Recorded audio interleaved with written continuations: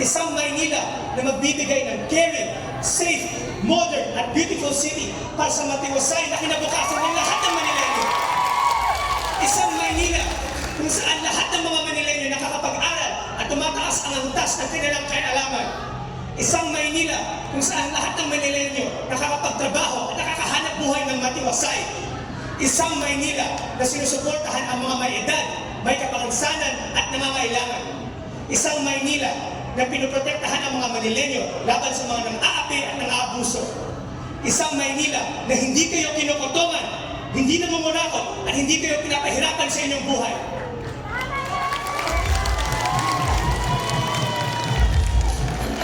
Ibibigyan niyo kami ng pagkakataon bilang alkalde at vice-alkalde. Aming ipapatupad ang isang Maynila na disiplinadong gobyerno para yumaman ng Manileño.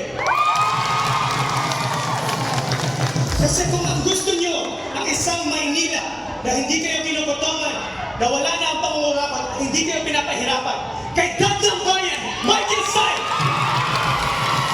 At inyong Kuya ng Bayan, Solomon Say, magiging